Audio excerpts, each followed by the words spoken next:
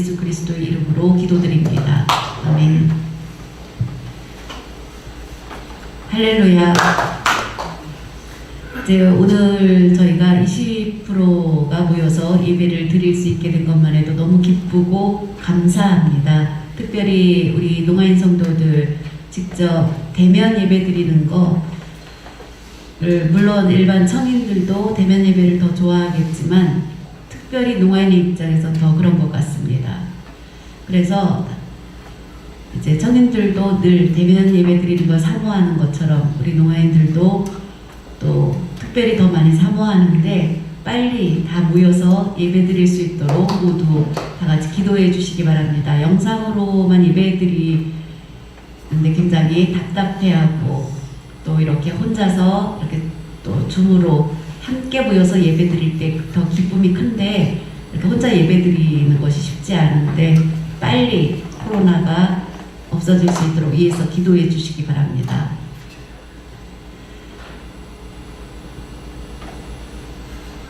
(2018년) 4년 전에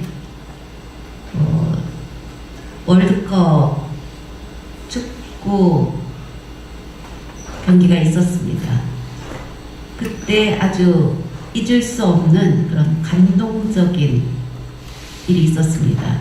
지금은 이제 코로나로 인해서 이제 운동 경기를 마음대로 하지 못하고 관중들도 많이 참석해서 경기를 치르는 그런 방법을 지금 할 수 없지만 그래서 이제 관중을 대신해서 다른 어떤 모형으로 관중석을 채워놓고 이렇게 시합을 하는 경우를 보게 되는데 어떤 함성의 그 울림도 없는 응원 박수 소리도 없는 가운데서 시합을 해야 되는 선수들은 굉장히 힘이 들 것 같습니다. 저도 개인적으로 축구, 농구, 배구 뭐 이런 운동을 좋아하는데 특별히 이제 축구를 굉장히 좋아합니다. 그래서 축구 시합할 때마다 많은 관중들이 모여서 환호하고 응원하고 특별히 우리나라 대표적인 손흥민 선수가 골을 넣으면 많은 관중들이 환호하고 응원하는 그래서 살아있는 그런 시합을 보는 것 같은 느낌이 있는데 지금은 어떻습니까? 지금은 관중이 참석하지 못하고 그냥 선수들만 하는 경기라서 그런 분위기를 느끼기는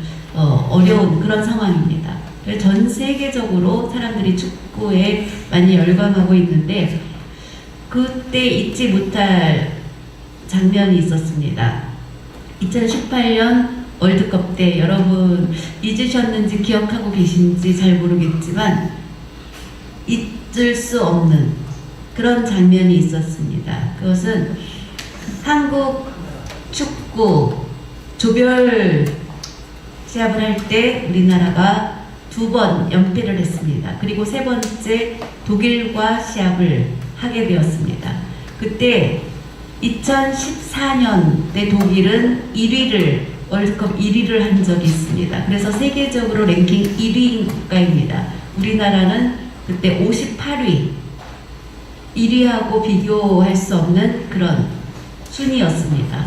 축구 전문가들은 말하기를 한국은 지금까지 이제 2패를 했고 그러면서 한국은 공을 하나도 넣지 못할 것이다. 그래서 독일하고 시합해서 7대 0로 질 것이다.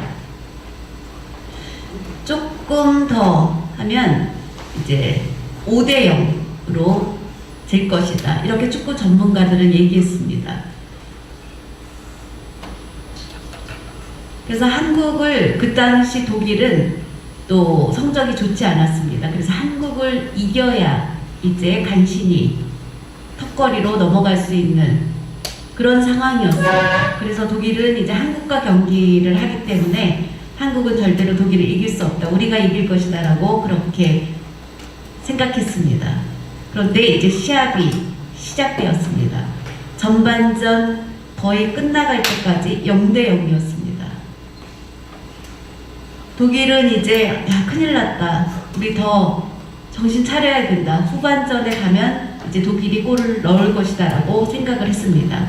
후반이 시작되었습니다. 결국 누가 이겼습니까? 우리나라가 승리했습니다. 놀라운 일이 일어났습니다. 우리나라가 골을 2개 넣었습니다. 그래서 2대 0으로 이겼습니다. 여러분 이제 다 잊으셨죠.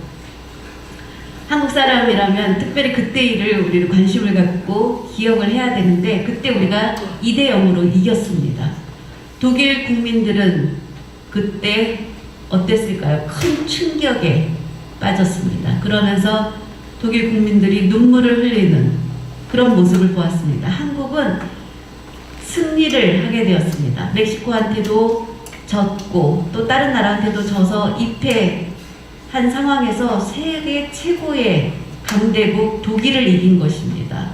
그래서 그때의 기쁨은 말할 수 없이 컸던 것. 그래서 그때 감격이 굉장했었습니다. 그리고 전 세계가 놀라운 것이 뭐냐면, 아시아 지역에서 독일을 이겼던 팀은 한 팀도 없었는데 한국이 유일하게 이겼다.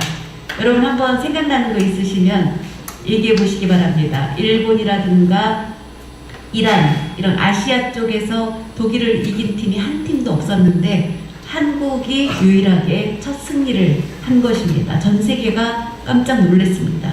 그때 한국 사람들은 너무 기뻐했습니다.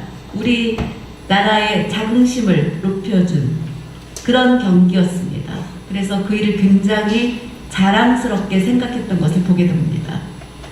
처음에 경기를 시작했을 때 한국 선수들은 굉장히 처음에 이제 불안해하면서, 한국 국민들도 불안해하면서 그 경기를 보았습니다. 그렇지만 이제 다시 이제 재방송으로 해서 2020년, 21년도에 그 시합을 보면 이미 우리가 이겼던 걸 알고 있기 때문에 편안하게 그 시합을 영상으로 보게 됩니다. 당시는 떨리는 마음으로 봤지만 지금은 이미 이긴 걸 알고 있기 때문에 우리가 편안하게 그 시합을 영상으로 다시 보게 됩니다. 이런 걸 보면 우리의 미래에 대해서 우리가 안다면 평안하게 사람들이 생각하고 살아갈 것입니다. 나의 미래를 미리 안다면 우리는 불안해하지 않을 것입니다. 그런데 또 미래에 좋지 않은 일들이 일어날 것이라는 것을 미리 안다면 반대로 어떨까요? 불안해하겠죠. 나의 힘으로 해결하지 못할 미래에 생길 일을 미리 안다면 우리는 걱정 가운데 있게 될 것입니다. 그리고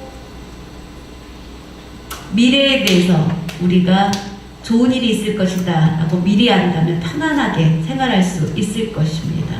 그런데 그렇게 된다면 우리 앞으로의 삶에 대해서 어떤 일이 일어났을 때 그 안에 감동은 있을 수 없을 것입니다.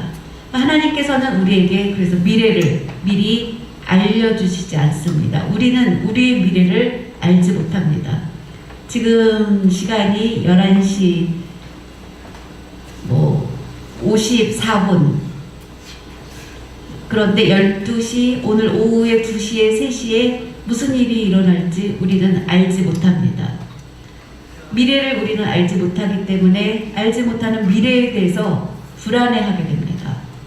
그러면서 더 하나님을 바라보고 하나님을 의지하게 됩니다. 그리고 하나님의 도움을 바라면서 미래를 넉넉히 이기면서 나아가게 되는 것입니다. 오늘 말씀 창세기 28장 본문 말씀을 보면 그 말씀의 의미를 그렇게 알 수 있습니다. 그 말씀 가운데 하나님이 주시고자 하시는 비밀을 발견할 수 있는 것입니다. 창세기 28장 10절부터 22절까지 야곱의 상황은 어떤 상황 가운데 그가 지냈는지 우리가 잘 살펴보면 자신의 형 에서가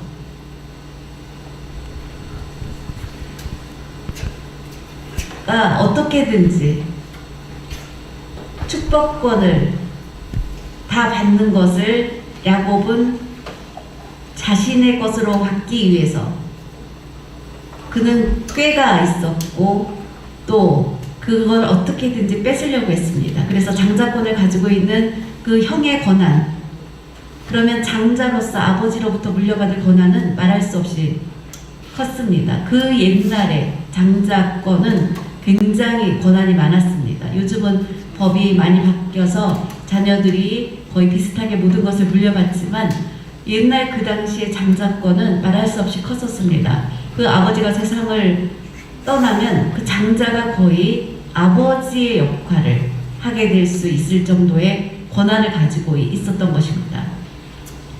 야곱은 형 에서와 겨루어서 아주 조그만 차이로 에서의 발뒤꿈치를 붙잡고 태어난 것이 야곱입니다. 그래서 조금 늦게 태어난 것에 대한 그것을 풀기 위해서 어떻게든지 에서가 사냥에 나가서 이제 배고픈 가운데 돌아오게 되면 분명히 먹을 것을 찾을 것이다. 그에 대해서 모든 것을 파악하고 이제 팥죽을 끓였습니다. 야곱을 보면 약간 여성성을 좀 가지고 있었던 것 같습니다. 요리도 잘했던 것 같습니다. 그래서 팥죽을 아주 맛있게 끓여서 그 냄새를 풍기겠습니다. 에서는 한 마리 짐승도 잡지 못하고 힘없이 배고픈 상태로 돌아왔을 때 그 음식의 냄새를 맡고 바로 그것을 먹으려고 했을 때 조건으로 장자권을 넘겨달라고 했습니다. 그거의 중요성을 생각하지 못했던 것입니다. 그리고 그것을 먹는 것과 바꿨습니다. 이제 아버지는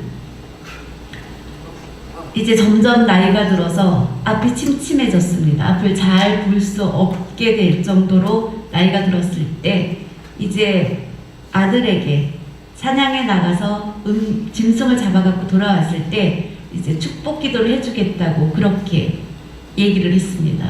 그 대화를 나누는 것을 야곱의 그 어머니가 듣게 되었습니다.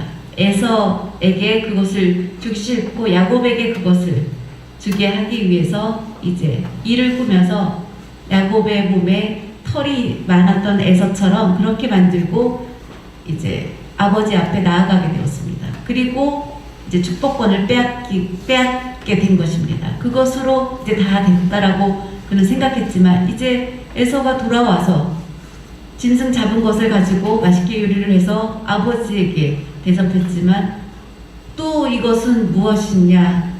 제가 지금 나아가서 짐승을 잡아서 이렇게 맛있게 만들어서 지금 제가 갖고 왔습니다. 이제 이삭은 야곱이 속인 것을 알게 되었습니다. 이제 바로 축복을 다 빼앗은 것을 알고 이제 에서에게 줄 것이 없었습니다. 그래서 남은 조그마한 것을 그에게 주었을 때 그 모든 것을 안 에서는 원래 에서는 너그러운 사람이었습니다. 그렇지만 하나님의 축복 그것을 동생 야곱이 빼앗은 것을 알게 되면서 이제 그를 없애고자 했습니다. 그는 크게 분노했습니다. 어머니는 그것을 알고 이대로 가면 안 되겠다. 이대로 가면 둘째 아들 야곱의 생명이 위험하니까 그를 어떻게든지 빨리 이곳에서 떠나게 해야겠다 하고 그를 이제 떠나게 합니다. 야곱은 축복을 받게 되어서 기쁨을 누렸지만 한순간뿐이었습니다. 바로 생명의 위협을 느끼게 되고 그는 도망치는 신세가 되었습니다. 그의 어머니는 고향의 외삼촌 집 하란을 조금 지나 있는 그 외삼촌 집에 가서 형의 화가 좀 풀리게 되면 그때 연락할 때 다시 돌아오라고 하고 이제 작은 아들을 보내게 됩니다. 야곱은 이제 간단히 꾸려가지고 떠나게 됩니다. 고난이 시작된 것입니다. 이제 그 집에서 떠나서 나아가는 길은 그가 있었던 곳 부엘세바에서 그는 살고 있었는데 이제 베델까지의 거리를 보면 잠깐 보여드리겠습니다.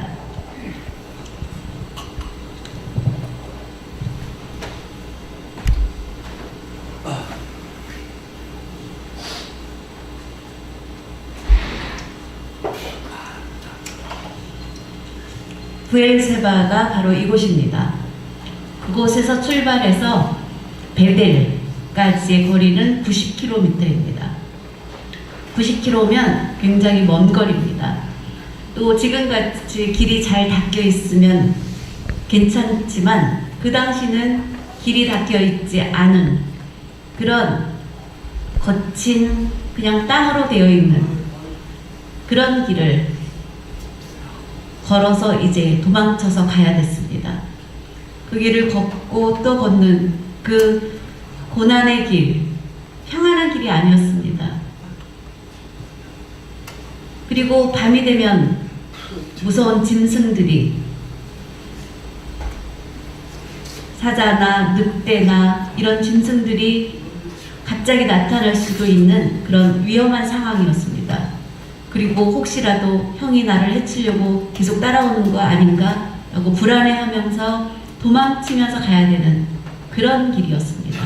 그래서 불안해하면서 도망치면서 가는 그 길이었기 때문에 더 그는 힘이 들었을 것입니다.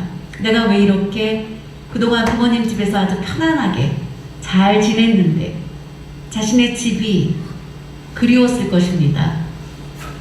그래서 형의 분노로 이제 도망치는 신세가 된 것입니다. 내가 어쩌다 이렇게 되었을까? 그는 아마 한탄하면서 아마 눈물을 흘리면서, 왜냐하면 부모님의 특별한 사랑을 받으면서 그는 자랐기 때문에 더 힘들었을 것입니다. 힘들고 애통해하는 가운데 더 이상 나아갈 수 있는 힘이 없다라고 했을 때 이제 그들이 와서 나를 죽여도 어쩔 수 없다. 무서운 짐승이 와서 나를 해쳐도 이제 어쩔 수 없다. 더 이상 나아갈 수 있는 힘이 없다. 라고 그는 생각하고 돌베개에 누웠던 것 같습니다. 여러분, 돌베개는 평안한 베개가 아닙니다. 옛날에 우리가 이제 찜질방이나 이런 데 갔을 때 보면 나무로 된 베개들이 거기 있는데 거기 바로 비면 굉장히 아픕니다. 그래서 수건 같은 타월 같은 걸로 이렇게 싸가지고 푹신하게 만들고 난 다음에 베어야 이렇게 비고 있어야지 되는 걸 생각하면 돌베개는 어떻습니까? 그리고 돌베개는 더군다나 차갑습니다. 나무는 그래도 돌베개보다 낫습니다. 차갑진 않습니다. 그런데 돌베개는 밤이 되면 더 그 온도가 내려가기 때문에 차가운데 머리를 대고 잔다는 것은 쉽지 않은 일입니다. 그런데 그는 너무 지쳤기 때문에 아무런 힘도 없었고, 그래서 그 돌베개에서도 잠이 들 수 있었던 것 같습니다. 그만큼 그는 완전히 절망 가운데, 탈진한 가운데, 아무런 희망도 없는 가운데 있었던 그런 상태였을 것 같습니다. 많이 힘들고 어려운 상황입니다. 그런데 너무 기진맥진해서 잠에 빠졌을 때 그는 꿈을 꾸게 되었습니다. 그때 사닥다리가 꿈에 나타난 것을 보게 됩니다. 사닥다리를 보는데 뜻밖의 하나님의 사자가 왔다 갔다 하는 것을 보게 되었습니다. 그런데 이 말씀 가운데 우리가 몇 가지를 발견해 볼 수 있습니다.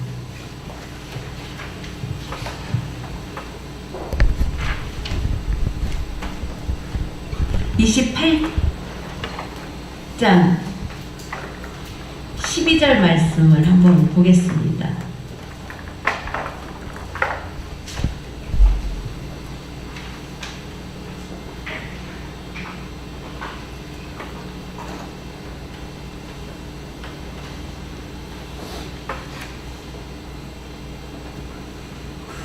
꿈에 본즉 사닥다리가 땅 위에 서 있는데 그 꼭대기가 하늘에 닿았고 라고 말씀하고 있습니다. 그 의미를 보여드리면 이렇게 상상해 볼 수 있습니다.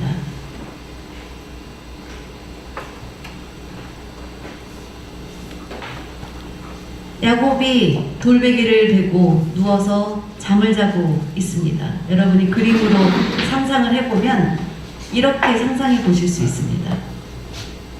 너무 기진맥진해서 누워서 잠에 빠지게 되었을 때 꿈에 이제 땅에서부터 하늘까지 닿는 사닥다리에 주의 사자들이 왔다 갔다 하는 것이 바로 보인 것입니다.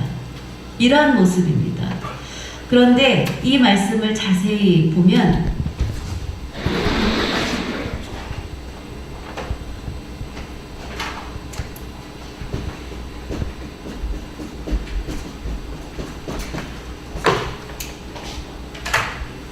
오르락 내리락 12절을 보면 그 사닥다리에 주의 사자들이 오르락 내리락 했다라고 적혀 있습니다.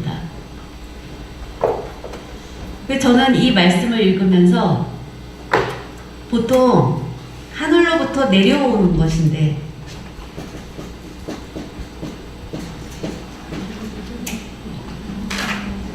내려오는 게 먼저, 그래서 내리락 오르락 해야 될 것 같은데 말씀을 보면 밑에 땅에서부터 오르락 내리락 이렇게 기록하고 있는 것이 참 신기하다, 이상하다.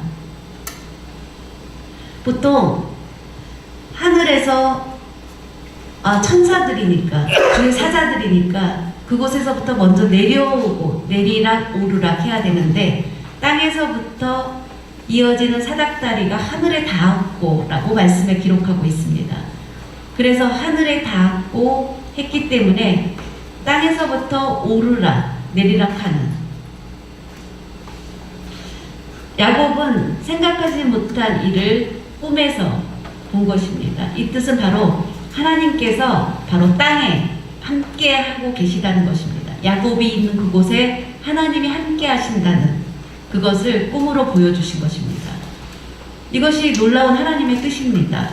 어려움을 당하고 희망이 하나도 없고 고난 가운데 도움의 손길이 하나도 없는 그 야곱, 지금까지 아버지로부터 늘 하나님은 어떤 분인지에 대해서 말씀을 듣고 자랐습니다. 그렇지만 하나님을 직접 그가 본 적은 없고 체험한 적은 없습니다. 그러면서 그는 살아계신 하나님을 직접 본인이 체험하지는 못했을 것입니다. 그렇기 때문에 자신의 꾀로, 자신의 계산으로 아버지로부터 축복권을, 형에게 주는 축복권을 빼앗으려고 했고, 그것을 빼앗았기 때문에 이제 잘됐다 라고 만족하게 여겼지만 그것으로 분노한 형으로 인해서 더 이상 아버지 집에 있을 수 없었고, 그래서 이제 도망쳐야 되는 고난의 시간, 힘든 시간 가운데 있었던 것입니다.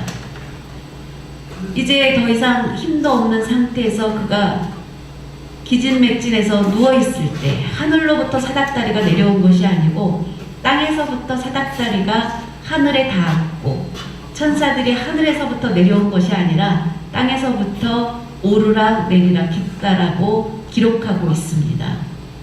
이 말씀에서 우리는 하나님은 우리의 인생 가운데에서 어려운 일을 만났을 때 이 땅에 있는 우리와 떠나지 않고 함께하고 계시다는 것을 꼭 믿으시기 바랍니다. 힘들고 어려운 상황 가운데 있지만 하나님은 그곳에서 우리와 함께하고 계시다는 것입니다. 그것을 우리가 늘 깨닫지 못하기 때문에 힘든 것입니다. 그것을 깨닫게 되면 하나님의 축복이 나와 함께한다는 것을 믿게 되는 것입니다. 야곱은 스스로의 힘으로 해결할 수 없다는 것을 깨달았고, 나는 아무것도 아닌 존재라는 것을 깨달았고, 나의 계획은 아무것도 아니라는 것을 깨달았습니다. 나의 계획으로 축복받으려고 했던 것이 아무것도 아니라는 것을 깨달았습니다. 이제 아무것도 없는 상태에서 도망치는 그런 고난이 시작되었고, 또 더 나아가서 외삼촌 라반의 집까지는 아직도 더 멀리 가야 됩니다.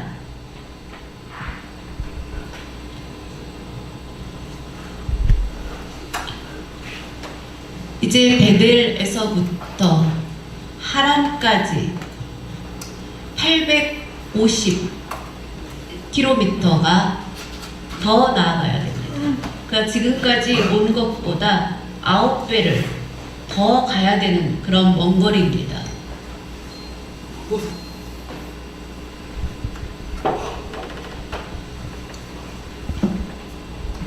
더 먼 거리를 나아가야 되는 850km나 되는 더 먼 거리를 나아가야 되는데 가다가 산에서 강도를 만날 수도 있고 무서운 짐승들을 만나서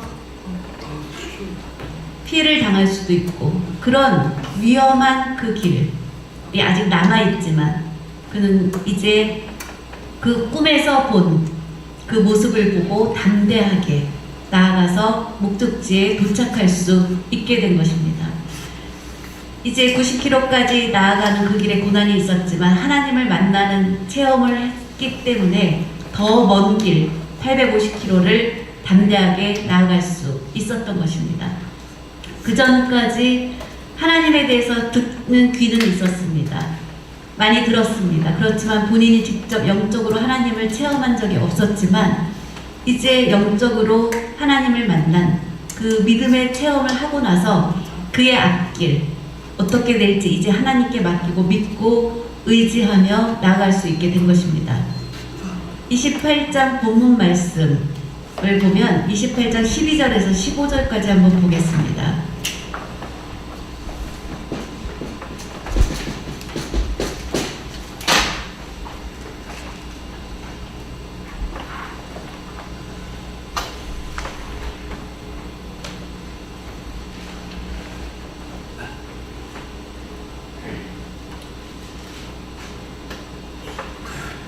꿈에 본즉 사닥다리가 땅 위에 서 있는데 그 꼭대기가 하늘에 닿았고 또 본즉 하나님의 사자들이 그 위에서 오르락 내리락 하고 또 본즉 여호와께서 그 위에 서서 이르시되 나는 여호와니 너의 조부 아브라함의 하나님이요 이삭의 하나님이라. 내가 누워있는 땅을 내가 너와 내 자손에게 주리니 내 자손이 땅의 티끌같이 되어 내가 서쪽과 동쪽과 북쪽과 남쪽으로 퍼져나갈지며 땅의 모든 족속이 너와 내 자손으로 말미암아 복을 받으리라.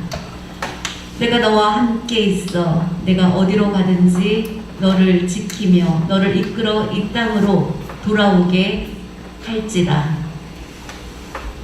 내가 내게 허락한 것을 다 이루기까지 너를 떠나지 아니하리라 하시니라.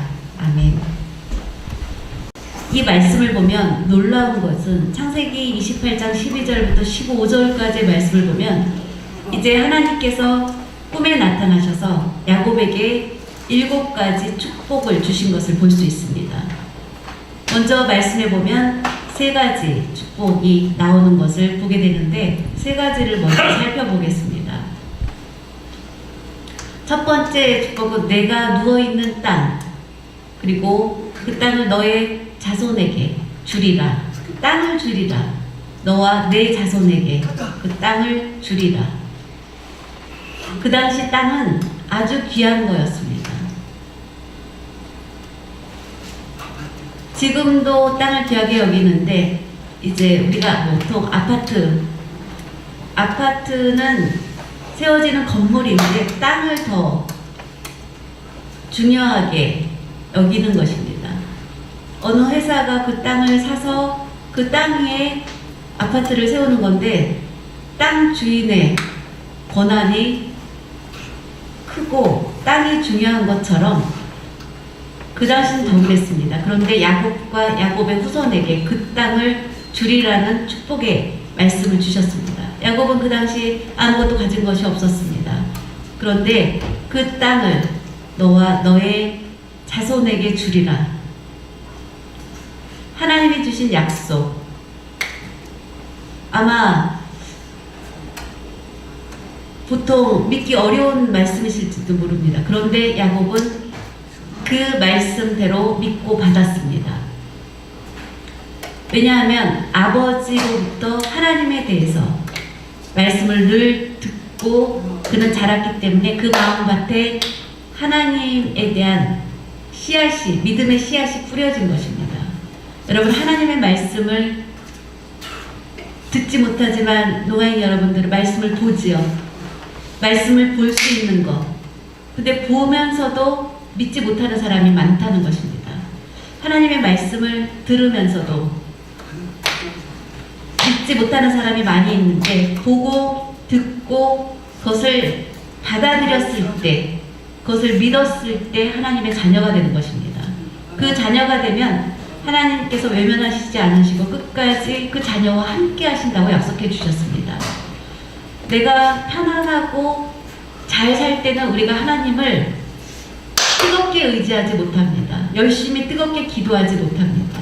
그냥 교회 생활을 하지만 그냥 믿음대로 만족하면서 그냥 괜찮다 이 정도면 이렇게 하고 편안하게 신앙생활합니다. 그런데 사람들 어떻습니까? 지금 코로나 때문에 굉장히 어려워지고 있습니다. 그러니까 어떻게 됩니까? 하나님을 더 붙잡고 찾게 되고 의지하게 됩니다. 그러면서 어려움을 통해서 하나님을 만나게 되는 것입니다. 어려움을 만났을 때 어떻게 해결할 수 있습니까? 대기업이 어려운 일을 만나게 되면 거기에 속해 있는 중소기업이 같이 이제 어려움을 겪게 됩니다. 더 어려움을 겪게 됩니다. 이제 큰 어떤 유명한 그런 커피를 하는 회사가 어려움을 겪으면 그 다음에 많은 카페들, 대리점들이 어려움을 겪게 됩니다. 그런 어려움들, 우리가 믿음이 있기 때문에 하나님의 자녀가 되는 축복을 받았기 때문에 우리는 하나님을 의지하면서 그것을 이겨나갈 수 있다는 것, 그것이 바로 축복이라는 것입니다. 그래서 믿음은 중요한 것입니다. 믿음은 가장 위대한 축복인 것입니다. 하나님의 자녀가 되는 순간 그것은 영광의 자리를 이제 차지하는 것과 같은 것입니다. 여러분, 어려운 일을 만났습니까? 빨리 하나님을 먼저 찾으시기 바랍니다. 그것을 경험할 때 우리는 믿음의 체험, 그리고 내 앞날을 하나님께 다 맡길 수 있게 되는 것입니다. 야곱은 아무것도 가진 것이 없었습니다. 그리고 도망쳐서 나왔을 때 내가 누워있는 땅, 그것을 너와 내 자손에게 주리라. 하나님 그 약속의 말씀을 주셨고, 그리고 너의 모든 후손들이 티끌과 같이 늘어날 것이며 동서남북 사방 곳곳으로 흩어지게 되리라. 야곱은 지금 혼자 홀을단신입니다. 그런데 하나님 주시는 말씀, 약속의 말씀은 너의 후손이 점점 늘어나서 이 지역뿐만 아니라 동서남북 사방으로 흩어지게 되리라. 놀라운 약속을 주셨습니다. 야곱의 일생을 보면 이제 아들 12, 그리고 결혼하고 그 족속들 70, 그리고 더 나아가서 애굽에서 430년 동안 노예 생활을 하면서 이제 200만 이상으로 늘어나가는 그 과정, 그것은 하나님이 예비하신 것입니다. 출애굽해서부터 이제 전쟁을 해서 땅을 정복하고 하면서 점점 백성들의 숫자가 늘어나게 되었고, 다윗과 솔로몬 왕, 그러면서 왕국을 이루어가는 그 과정 가운데 그의 후손이 늘어나게 된 것을 볼 수 있습니다. 그리고 지금 어떻습니까? 이스라엘 그 지역만 아니라 이란, 이라크, 중동 지역, 시리아, 레바논, 팔레스타인 그 모든 곳곳의 후손들, 바로 야곱의 후손들입니다. 바로 동서남북으로 그 후손이 흩어지는 그런 축복을 받은 것입니다. 하나님 말씀대로 이루어지는 놀라운 축복인 것입니다. 그리고 땅의 모든 족속, 너와 너의 후손으로 인해서 땅의 모든 족속이 복을 받으리라 라는 귀한 말씀을 주셨습니다. 야곱의 지금은 고난 가운데, 절망 가운데 있었지만 하나님이 주시겠다고 하신 축복의 약속이 있었던 것입니다. 그리고 15절을 보면 15절 밑에부터 지금까지 세 번째 주시겠다고 하신 축복의 약속, 그리고 15절부터는 네 가지의 또 축복의 약속이 있습니다. 내가 너와 함께 있어. 너와 함께 하신다는 약속입니다. 내가 너와 함께 있어. 한순간도 떠나지 않으시고 내가 너와 함께 있겠다고 말씀하십니다. 하나님께서는 예수님을 믿고 구원함으로 얻은 하나님의 자녀된 여러분들에게 내가 너와 함께 있다라고 축복해 주신다. 그 축복을 여러분 받으시기 바랍니다. 어렵고 힘든 고난 가운데, 염려 가운데 계신 분도 있을 것입니다. 도와줄 자가 하나도 없는 그런 어려움 가운데 계신 분도 있을 것입니다. 여러분의 도움이 되시는 하나님이 여러분과 함께 계신다고 약속해 주셨습니다. 그것을 힘으로 삼으시기 바랍니다. 우리의 삶을 보면 기쁨과 고난이 함께 있고 성공과 실패가 함께 있습니다. 성공하는 길로만 계속 달려가는 사람은 아무도 없습니다. 왜냐하면 그렇게 되면 하나님을 잊을까 교만하여서 절대로 그런 길은 없습니다. 우리가 어려울 때 다시 하나님을 찾게 그렇게 만들어 주시는 것입니다. 그래서 하나님의 자녀가 된 우리를 하나님께서 지금도 여전히 사랑하고 계시다는 것을 여러분 깨달으시기 바랍니다. 그래서 하나님과의 만남, 그것은 축복이고 바로 회복의 의미인 것입니다. 그리고 내가 어디를 가든지 내가 너를 지키리라. 내가 어디를 가든지 하나님께서 너를 지키리라. 우리는 가는 길에 잘못 갈 때도 있고 실수할 때도 있습니다. 그런데 하나님께서 외면하지 않으시고 끝까지 지키리라 라고 말씀해 주셨습니다. 이 말씀은 너무나 귀한 말씀입니다. 코로나로 또 경제적으로 우리 성도들이 많은 어려움을 겪고 있는 분들이 많이 있습니다. 그런데 그 문제를 사람의 힘으로 해결할 수 없습니다. 정부가 다 해결해 주지 못합니다. 정부가 우리의 어려움, 여러분의 어려움을 100% 다 회복시켜 주지 못합니다. 우리의 의지할 대상은 하나님을 의지하고 하나님께 기도할 때 하나님이 우리를 회복해 주십니다. 전 세계의 주관자는 한 나라의 지도자가 아니라 바로 하나님이신 것을 우리가 기억해야 됩니다. 옛날에 2차 세계대전 때 일본이 이제 전쟁을 일으켜서 미국이 어려움 가운데 있게 되었습니다. 진주만을 일본이 공격하는 그런 전쟁이 일어났을 때 정말로 그 공격으로 그곳은 하루아침에 그냥 초토화될 그런 위험이었습니다. 그리고 군함까지도 다 쳐들어오는 그런 어려운 상황, 희망이 없었던 그런 상황 가운데 이것을 어떻게 해결할지 많은 군인들이, 참모들이 모여서 의논했지만 짧은 시간 안에 문제를 해결할 수 없었습니다.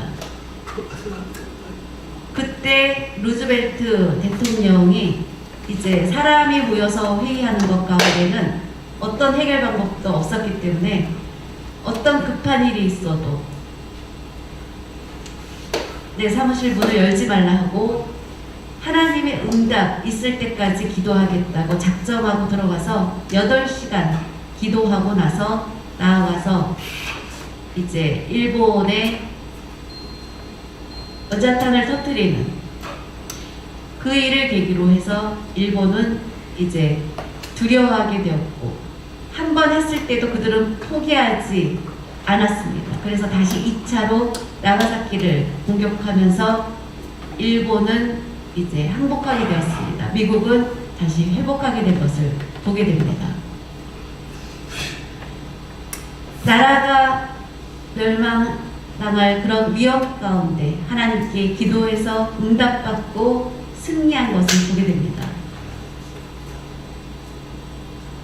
미국이 그렇게 승리하고 나서 어떻게 되었습니까? 이제 많은 힘을 얻게 되었습니다. 만약에 그 당시 그런 일이 없었다면 우리는 일제 침략에서 벗어나기 어려웠을 것입니다. 그 일을 계기로 우리나라도 해방을 맞게 된 것입니다. 하나님의 섭리는 늘 위대한 것을 우리가 굳건히 믿으시기 바랍니다. 모든 것은 하나님의 은혜 가운데 있습니다. 우리가 실수할 때도 있고 잘못할 때도 있고 그럴 때도 하나님은 늘 우리를 덮어주시는 그런 손길을 펼치십니다. 그런 우리들의 앞날을 지켜주신다고 약속해 주셨습니다. 지금 어렵다고 너무 불안해하지 마시기 바랍니다. 지금 많이 힘드신 분들이 많이 있는데 하나님은 그런 가운데서도 우리를 지켜주신다는 것을 꼭 믿으시기 바랍니다. 그리고 하나님께서 내가 너를 인도하리라. 하나님이 친히 우리의 손을 붙잡아서 인도해 내신다고 했습니다. 그리고 이 땅으로 돌아오게 하리라. 얼마나 놀라운 말씀입니까? 야곱은 베델에서 떠나서 이제 하란까지 나아가게 됩니다. 하란에서 외삼촌을 만나고 그 삼촌의 집에서 살면서 결혼도 하게 됩니다. 그런데 야곱이 오기 전까지 외삼촌의 집에 재산은 많지 않았습니다. 그런데 야곱이 그 집에 들어오게 되면서 하나님이 약속하신 그 축복대로 야곱으로 인해서 그 민족이 복을 얻게 되리라 하신 것처럼 외삼촌 라반은 야곱 때문에 점점 부유하게 되었습니다.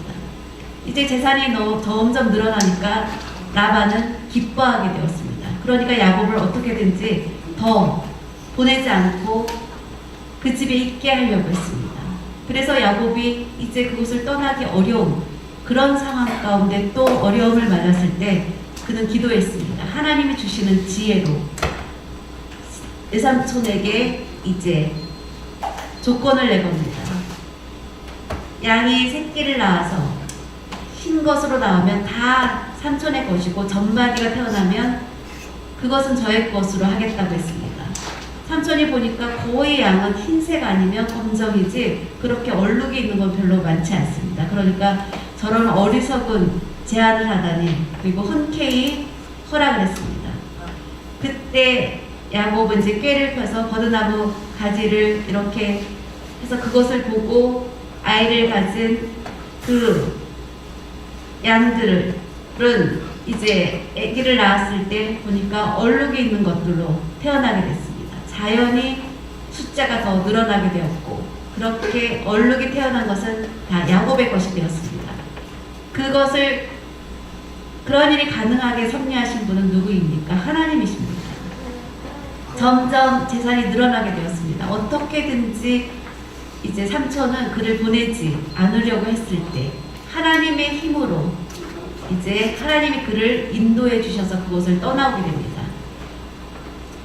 야곱은 이제 그곳을 하나님의 인도로 몰래 떠나왔을 때 삼촌은 어떻게든지 그를 쫓아와서 그를 해치려고까지 했습니다. 그때 하나님께서는 그 라반을 책망하셨습니다. 야곱을 해치면 너의 생명을 보존하지 않겠다고 하신 그 하나님의 말씀에 결국 만나서 문제를 해결하고 그를 보내주게 됩니다. 말씀에 나온 것처럼 그 땅, 그가 누웠던 그 땅으로 다시 하나님께서 인도하여 주셔서 역사해 주셔서 오게 된 것을 보게 됩니다. 하나님의 손이 여러분의 앞길을 붙잡아 주시고 인도해 주신다는 약속입니다. 그것을 믿고 나아가는 여러분이 되시기 바랍니다. 하나님은 야곱의 인생을 다 계획하셨고 다 그리셨습니다. 그것이 바로 완벽한 것입니다. 우리 사람은 나의 인생을 여러분이 다 그릴 수 있습니까? 우리는 불가능한 일입니다. 하나님만이 하실 수 있습니다. 그 하나님을 그래서 믿고 의지하는 것입니다.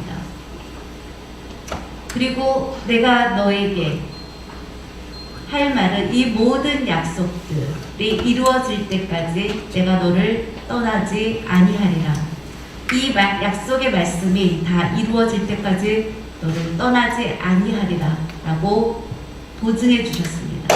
믿으시면 아멘 하시기 바랍니다. 이 말씀은 너무나 귀한 말씀입니다. 야곱은 꿈에서 하나님으로부터 그 약속을 받고 너무 기뻤습니다. 그리고 감동하고 하나님 앞에 서약했습니다. 하나님 앞에 그가 서약한 것을 보면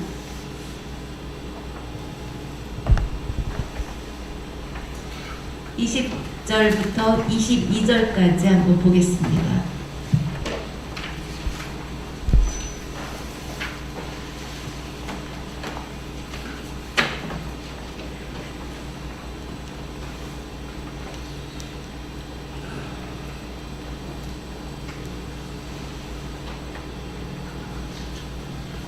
야곱이 소원하여 이르되 하나님이 나와 함께 계셔서 내가 가는 이 길에서 나를 지키시고 먹을 떡과 입을 옷을 주시어 내가 평안히 아버지 집으로 돌아가게 하시오면 여호와께서 나의 하나님이 되실 것이요 내가 기둥으로 세운 이 돌이 하나님의 집이 될 것이요 하나님께서 내게 주신 모든 것에서 10분의 1을 내가 반드시 하나님께 드리겠나이다 하였더라.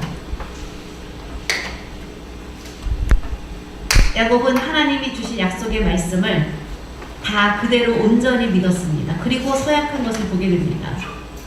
나의 기둥으로 세운 이 돌, 하나님의 집이 되리라. 그리고 내게 주신 모든 것의 10분의 1을 내가 반드시 하나님께 드리겠나이다. 반드시 꼭 이렇게 드리겠나이다. 그렇게 서약하고 이제 출발해서 베델을 떠나게 됩니다. 베델을 떠나기 전에 루스, 그것은 잘못된 길이라는 뜻을 가지고 있습니다. 그런데 하나님을 만나고 난 이후에 이제 베델이 되었고 그곳은 하나님의 집이 된 것입니다. 그곳에 돌을 기둥으로 삼고 하나님께 소원한 것을 보게 됩니다.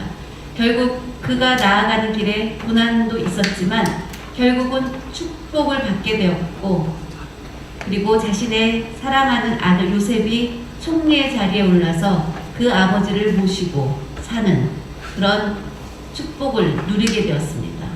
그리고 그의 가족들이 모두 다 좋은 땅 고센에 모여서 행복하게 사는 그런 축복을 받게 되었습니다. 그의 삶의 과정을 보면 하나님이 지켜주시겠다고 하신 약속을 한 번도 어기신 적이 없는 것을 보게 됩니다.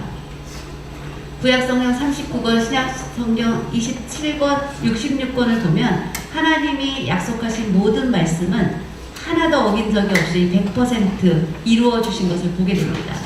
우리 사람이 계획한 일은 그렇게 이루어질 수 없습니다. 그래서 우리는 연약하고 하나님만 의지하고 말씀대로 살 수밖에 없는 것입니다. 하나님이 말씀을 주실 때 그 말씀으로 하나님을 만나게 될 때 우리가 믿음의 체험을 하고 하나님을 바라보고 그리고 나아가게 된다면 하나님의 축복이 있는 것입니다. 나의 힘으로 할 수 없습니다. 하나님이 하실 때만, 나를 도와주실 때만 가능한 일입니다. 우리 인생의 모든 문제를 하나님이 해결해 주시고 인도해 주시겠다고 약속해 주셨고 그리고 우리의 후손 천대까지 축복해 주시겠다는 그 약속의 하나님을 굳게 믿고 나아가는 모두가 되시기 바랍니다. 기도하겠습니다. 사랑의 하나님 아버지 참으로 감사드립니다. 우리의 인생의 위기를 누구나 우리는 다 만납니다. 그 위기를 만날 때 우리는 아무런 희망이 없다. 나의 삶을 포기하고 싶다라고 절망 가운데 있을 때도 있습니다. 그런데 하나님의 자녀 삼아준 저희들은 그럴 때 더욱더 하나님 바라보고 의지하며 하나님 주시는 은혜를 체험하는 그런 믿음의 조상들처럼 우리도 그런 삶을 살 수 있도록 은혜를 내려주시옵소서. 특별히 야곱은 말할 수 없는 고통 가운데 고난을 겪었지만 하나님 만나고 하나님 주신 꿈을 꾸는 영적인 체험을 하고 나서 그의 마음속에 두려움이 깨끗이 사라지고 앞날을 책임져 주시겠다는 하나님의 약속의 말씀을 믿고 담대하게 위대한 삶을 살았던 것을 오늘 들었습니다. 우리도 말씀을 믿음으로 받아서 그렇게 나아갈 수 있도록 은혜를 내려주시옵소서. 코로나로 인해서 많이 어렵고 힘든 가운데 있습니다. 하나님 함께 하신다는 것을 내가 너와 함께 한다라는 그 말씀을 믿고 담대하게 믿음을 가지고 나아갈 수 있도록 축복하여 주시옵소서. 감사드리며 모든 말씀 예수 그리스도의 이름으로 기도드립니다.